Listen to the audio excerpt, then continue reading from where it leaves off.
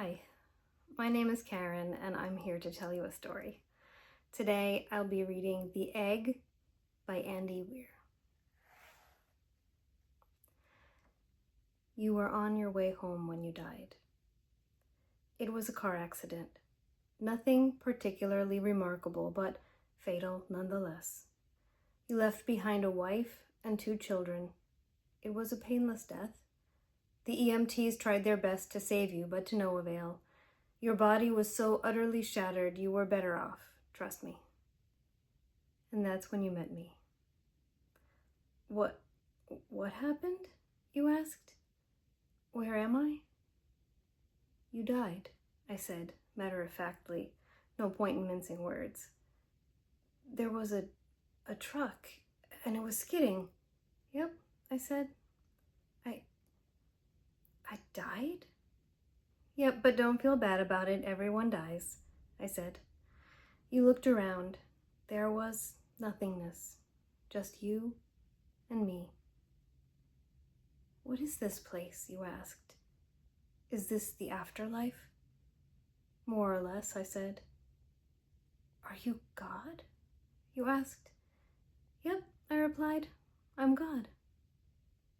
My kids, my wife, you said. What about them? Will they be all right? That's what I like to see, I said. You just died, and your main concern is for your family. That's good stuff right there. You looked at me with fascination. To you, I didn't look like God.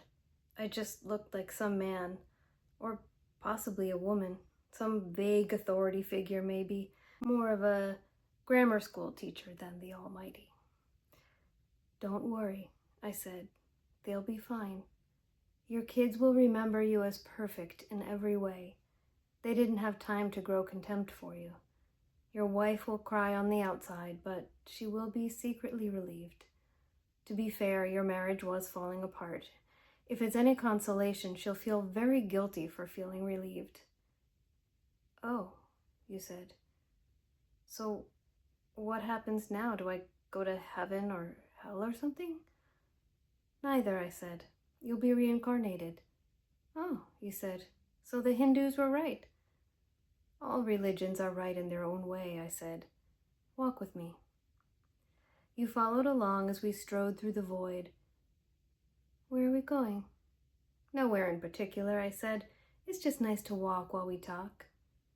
So what's the point then? You asked. When I get reborn, I'll just be a blank slate, right? A baby, so all my experiences and everything I did in this life won't matter. Not so, I said. You have within you all the knowledge and experiences of all your past lives. You just don't remember them right now. I stopped walking and took you by the shoulders.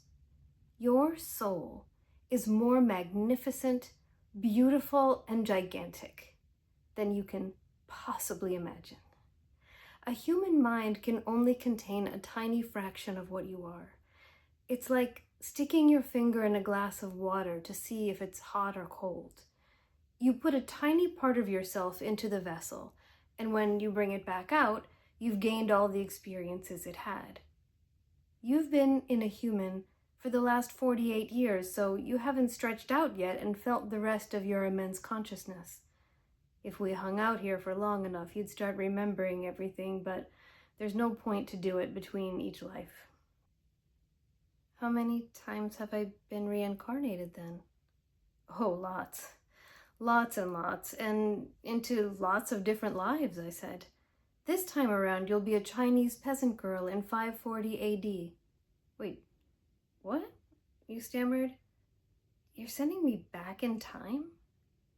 Well, I guess technically, time as you know it only exists in your universe.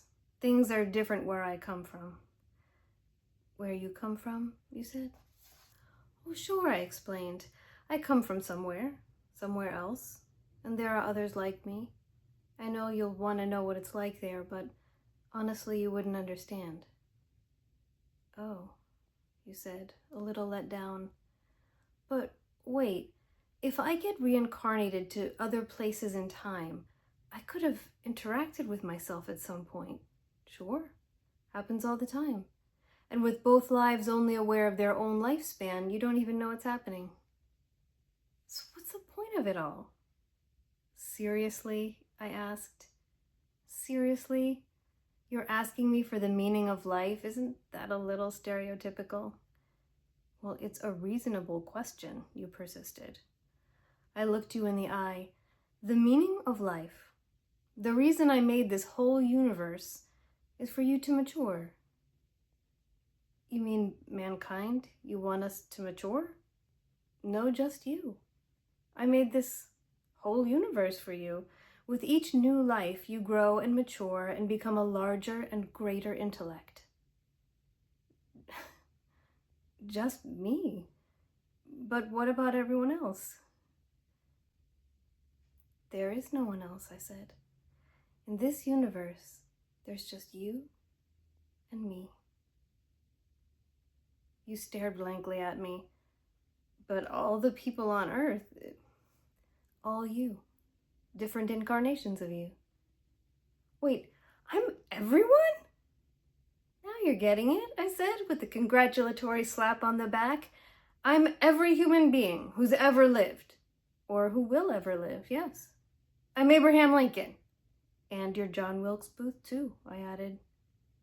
I'm Hitler, you said, appalled. And you're the millions he killed. I'm Jesus. And everyone that followed him. You fell silent. Every time you victimized someone, I said, you were victimizing yourself. Every act of kindness you've done to yourself. Every happy and sad moment ever experienced by any human was or will be experienced by you. You thought for a long time. Why? You asked me.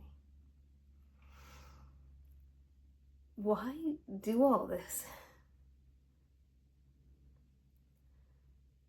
Because someday you will become like me. Because that's what you are. You're one of my kind. You're my child. Whoa, you said, incredulous.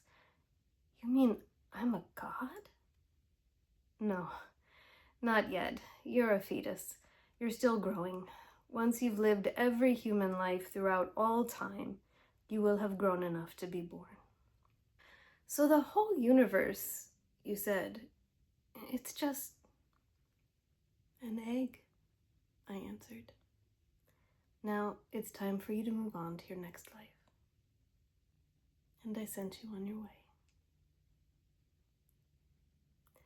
That was The Egg by Andy Weir. Thanks for keeping me company today. I'll see you next time.